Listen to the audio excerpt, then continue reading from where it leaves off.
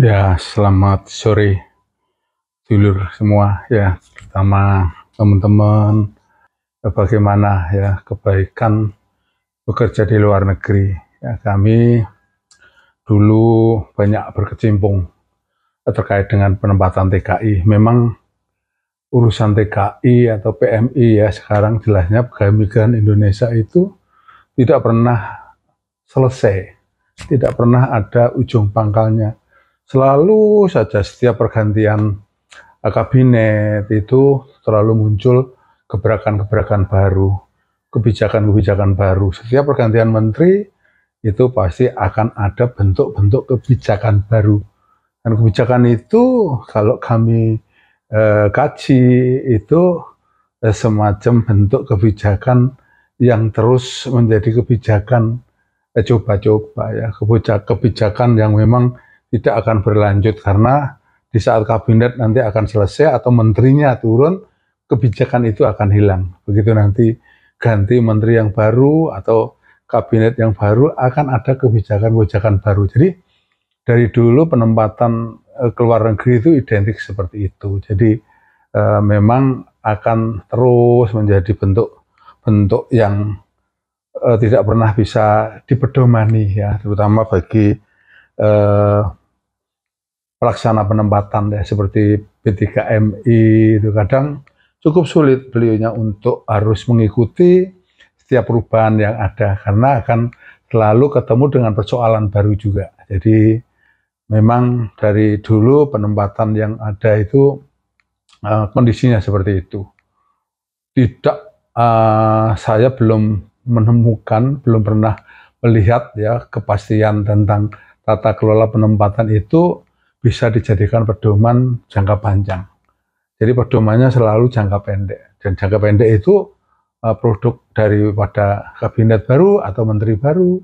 Terus seperti itu ya, seperti di Kementerian Tenaga Kerja ya, dulu penempatan itu ditangani oleh satu kementerian ya sebelum kabinet Haji Prabowo ya, Pak Prabowo Subianto itu dulu penempatan luar negeri itu masuk di Kementerian Ketenagakerjaan. Jadi ada penempatan dalam dan luar negeri.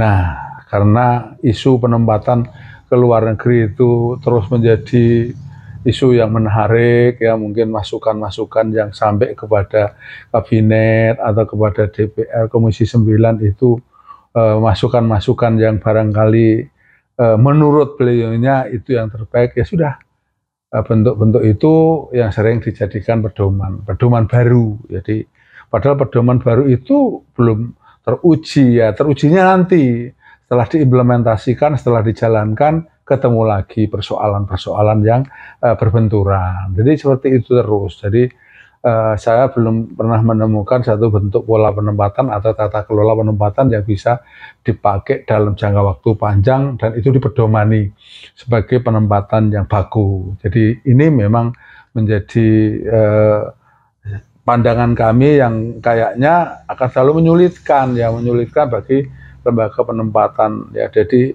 perkembangan penempatan ke luar negeri ini terus dinamis, bergerak terus. Jadi kalau saya sih istilahnya ya pergerakan uji coba yang nggak pernah selesai. Hasilnya sulit didapat ya. Nanti yang terakhir ini ada berita harus P3MI nambah lagi deposit. Jadi saya pikir deposit itu tidak menjadikan satu hal yang krusial ya. Yang justru menjadi sangat penting adalah bagaimana tata kelola itu terus menjadi satu bentuk tata kelola yang baku, yang dipedomani ya, seperti bentuk undang-undang pun, undang-undang yang baru itu dulu ada satu pasal yang mengatakan bahwa biaya yaitu ditanggung semua oleh pengguna. Tapi pada faktanya di lapangan itu tidak semua bisa digunakan karena penempatannya beragam. Mungkin penempatan tertentu bisa, itu pun sulit sebetulnya. Karena yang namanya penempatan atau bekerja, kalau pure semua dibiayai negara, itu kami merasa ada kurangnya tanggung jawab ya bagi si yang ditempatkan itu mempunyai satu bentuk ikatan ya, karena dia merasa perginya gampang, ke luar negeri tanpa biaya, jadi dia nggak ada beban. Kalau nggak senang ya pulang-pulang aja. Nah kalau seperti itu terbentuk terus-menerus kan tidak menjadikan dedikasi PMI itu menjadi semakin baik ya, karena maaf masih banyak ya beberapa cara yang berpikir yang tidak baik itu selalu dijadikan satu alasan gitu. Jadi kalau kami sih memang itu perlu dikaji dengan baik ya. Mana sih yang harus dibiayai, mana yang bisa dibebankan sebagian. Jadi itu memang perlu satu kajian. Karena kalau semuanya dibiayai oleh negara, apakah kemampuan keuangan negara itu juga memenuhi? Ini juga menjadi satu pertimbangan besar. Karena bukan kecil biayanya, ya kan. Jadi untuk menjadikan hal-hal seperti itu semuanya butuh kajian. Nah, teman-teman P3MI seharusnya yang menjadi sangat penting yang menjadi sangat perhatian untuk ini, beliau teman-teman atau direktur di P3MI harus punya satu sikap ya, satu peran yang nyata untuk terus mengawal, untuk terus memastikan bahwa kebijakan demi kebijakan itu betul-betul dikaji, betul-betul jadi kebijakan yang paling tepat sasaran. Karena yang paling tahu ya juga orang-orang P3MI. Ya kalau yang di lapangan yang baru pendapat itu pendapat yang berkembang ya, namun belum menjadi satu nilai atau menjadi satu kepastian kebijakan yang bisa dipedomani dalam artian yang positif. Jadi yang namanya orang sekilas memandang, sekilas berpendapat, sekilas punya kesimpulan itu pasti kesimpulannya kesimpulan yang sifatnya sederhana ya, belum komplit. Kalau teman-teman direktur di P3MI ini sebetulnya udah cukup lama ya membidangi ini dan harus berani menyampaikan mana yang baik, mana yang harus bisa menjadi kajian, mana yang harus kita perbaiki ulang. Ini harus menjadi satu cara kita menyampaikan, mengawal kebijakan itu berjalan semakin ke sini semakin baik.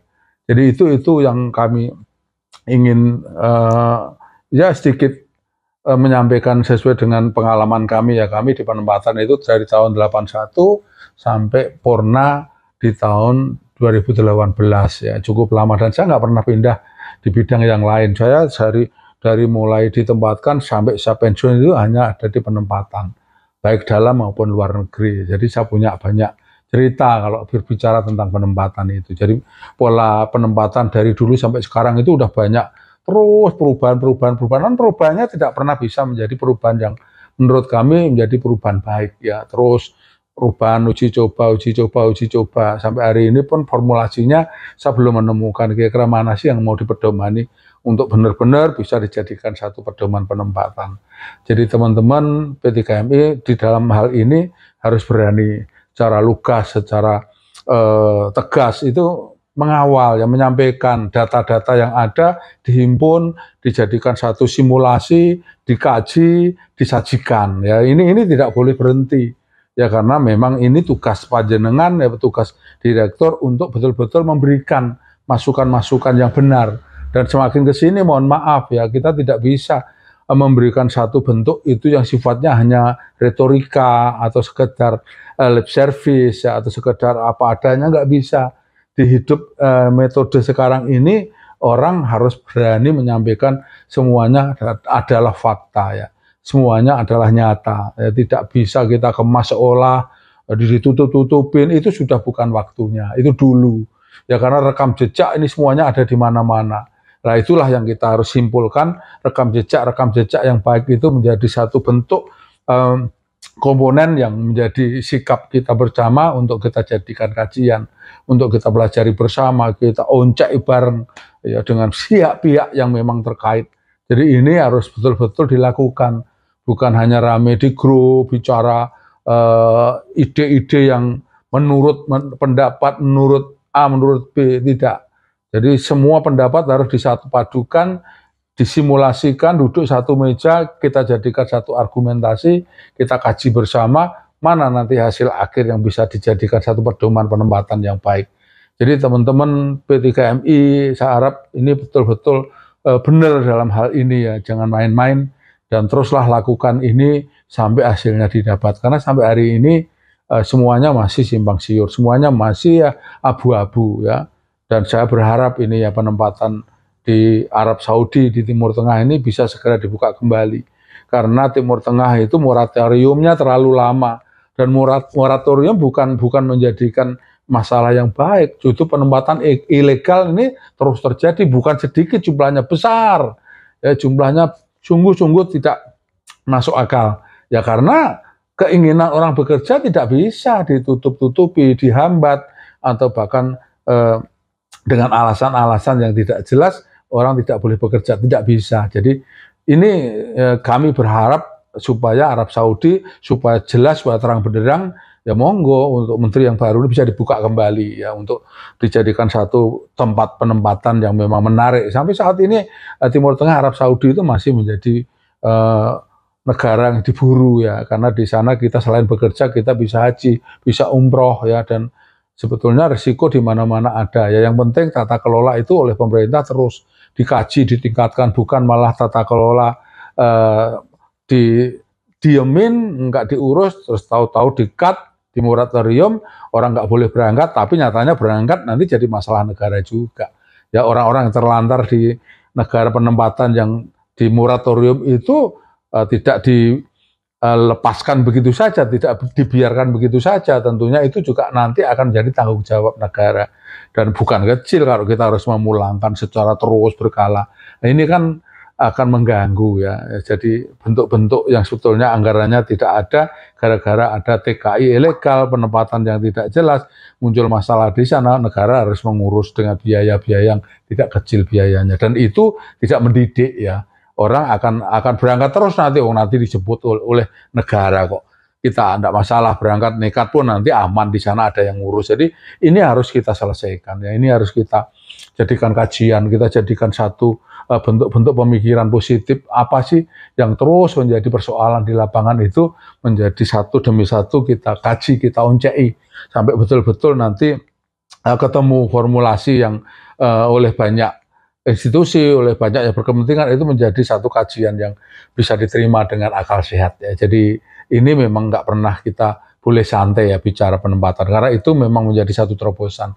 Kenapa sih adik-adik kita terus kepingin belajar atau ingin bekerja ke luar negeri? Karena memang gajinya cukup menarik ya. Di Indonesia adik-adik ini tidak mendapatkan pekerjaan yang gajinya bisa sebesar itu.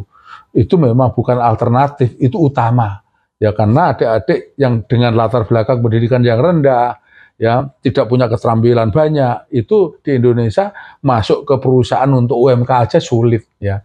Nah, beliau di luar negeri, di Hong Kong, di Singapura, gajinya rata-rata antara 6 sampai 10 juta. Ya, ini kan menarik ya. Dan gaji itu didapat, dia tidak dipakai, dan itu masih penuh gajinya ya. Karena apa? Beliau makanya ikut majikan, itu ikut pengguna. Jadi menarik sebetulnya. Jadi resikonya memang kita minimalis, segala persoalan di lapangan kita kaji, tata kelolanya terus kita sikapi ya, untuk teman-teman seperti pihak calo dan sebagainya itu harus kita awasi ya, jangan terus itu ada ya. Itu menjadi satu tantangan buat negara, bagaimana calo harus kita hindarkan supaya tidak mengganggu penempatan ini dan menjadi penempatan yang terus tidak kita inginkan. Inilah yang terus kita ingin sampaikan, dan saya ingatkan kepada adik-adik kita, para PMI yang mau berangkat ke luar negeri, hati-hati. Ya, sekarang penempatan itu saya melihat sudah sulit untuk bisa dibaca dengan baik, karena sekarang banyak juga penempatan yang hanya dibidangi oleh LPK. Saya juga kadang bingung kenapa LPK bisa menempatkan, karena sebetulnya LPK itu hanya melatih, yang menempatkan itu adalah lembaga penempatan resmi seperti P3MI atau lembaga-lembaga yang sudah mendapatkan izin resmi. Nah, saat ini kebanyakan saya lihat LPK itu punya peran di penempatan itu. Jadi kadang nggak ngerti ini seperti apa ini, sikap-sikap ini bisa terus berlarut-larut, dan ini mengganggu menurut kami. Karena apapun kita akan terus menemukan persoalan di lapangan. Ya itulah ya yang bisa kita unek-unek atau kita sampaikan di sore hari ini, karena apapun saya masih punya sedikit pengalaman ya, sedikit selama kami di Dinas Tenaga Kerja hampir sekitar 36 tahun itu saya ada di penempatan ya. Saya sudah melihat di beberapa negara bahwa memang kesempatan itu sebenarnya cukup baik untuk mendapatkan nilai upah atau gaji yang didapat setiap adik-adik kita berangkat. Dan nyatanya beliau pulang bisa membawa banyak ya yang didapat untuk kebaikan hidupnya di tempat beliau atau alamat beliau. Jadi ini menarik. Makanya pemerintah dalam hal ini tidak boleh setengah hati ya. Memang tidak boleh berhenti.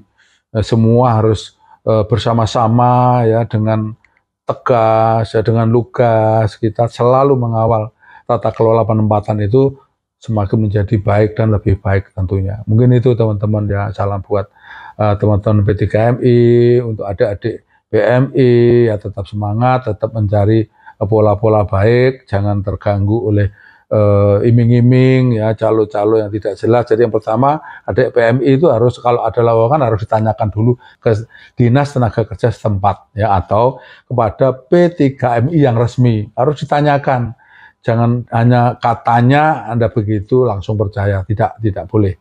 Anda harus punya satu cara, satu bentuk kepastian penempatan ke luar negeri itu betul-betul resmi atau legal. Mungkin itu yang bisa kita sampaikan, mungkin tidak seberapa ya, tapi ini pengalaman kami supaya terus kebaikan penempatan itu ke depan bisa menjadi tata kelola penempatan yang sesuai dengan keinginan semuanya. Terima kasih, selamat sore, salam jaga sehat, selalu semangat.